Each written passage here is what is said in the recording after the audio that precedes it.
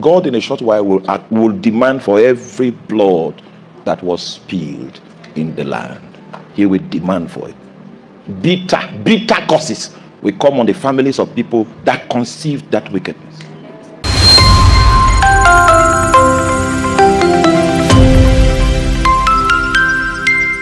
The salvation of Nigeria will be an act of power. There are people that believe that they can kill people until they have control over Nigeria.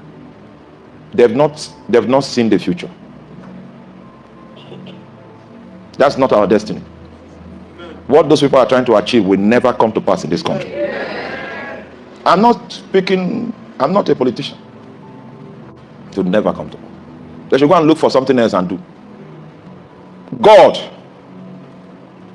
in a short while, and I don't want to give you a time frame, I just want to give you an idea. God in a short while will demand for every blood that was spilled in the land. He will demand for it. Bitter curses will come on the families of people that conceived that wickedness. It will never come to pass. You see, unfortunately for human beings, there is no change that takes place in the natural. And unfortunately again, for human beings, there is nothing you conceive in your heart to do that is contrary to the counsel of God that has any possibility of fulfillment.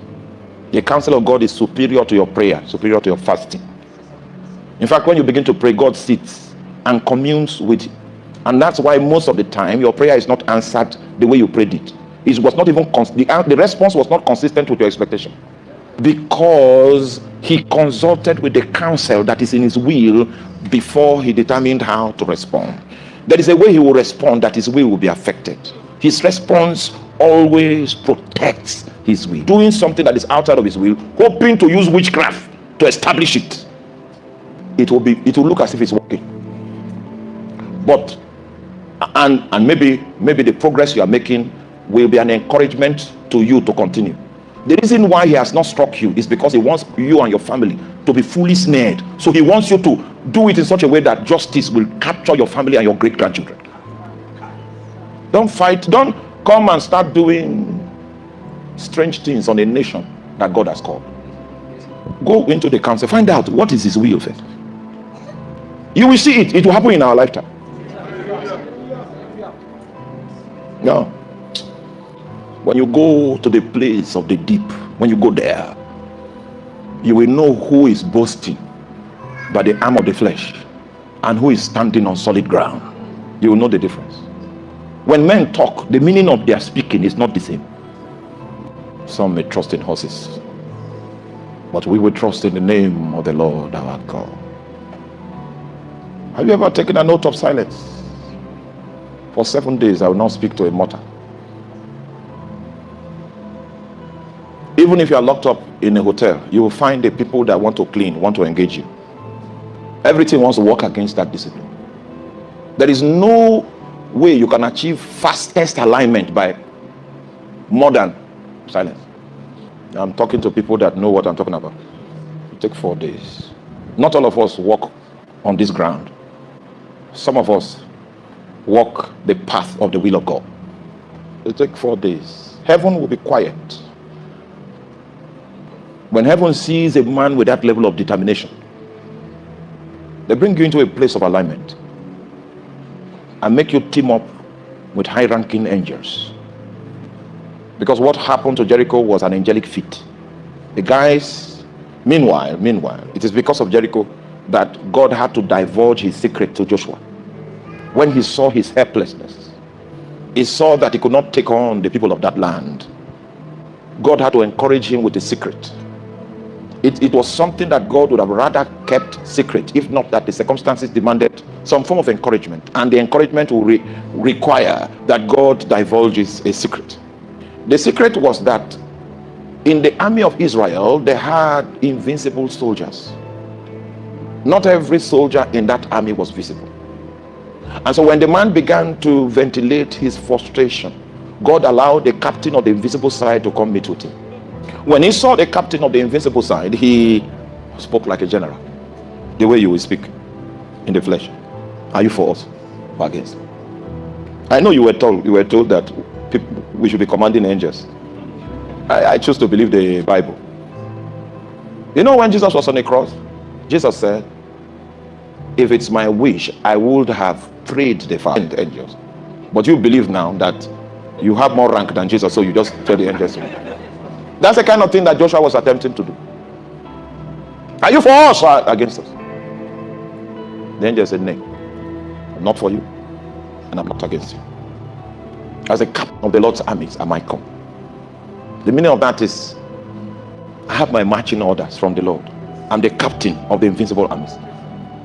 If I find you on the field of battle, you are doing something that looks like you are cooperating with my marching orders, I will consider that we're on the same team. If I find you doing something that is contrary to my marching orders, you will number among the enemies, and you'll be the first to fall by my sword. That was what he was saying. Have you ever seen somebody in ministry or power level 60 goes to ministry of works and is given an instruction? The departments are different. Your authority doesn't have value in this space. I know you understand the angels that work with you. You've been in a meeting before, we're just preaching, teaching, then something starts happening. You didn't know the thing was happening. That angel was not part of the ones assigned to your ministry.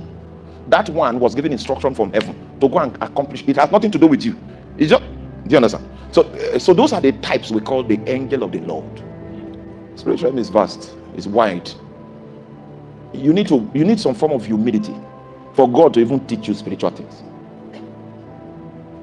As a captain of the Lord's armies am I come. It is after that engagement that God prescribed to Joshua to begin to march with the oath of silence. One of our pastors had some wizards that were relatives, and he was always complaining about them. Then I did a teaching, the full teaching of what I'm exhorting you about, the full teaching. I did it. After doing it, he took courage, and he left food, and also he did not speak for 3 days. Then he opened his mouth and began to curse those.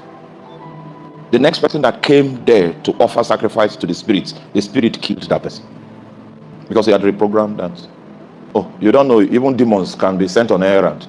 The spirit killed the priest. He fell off there.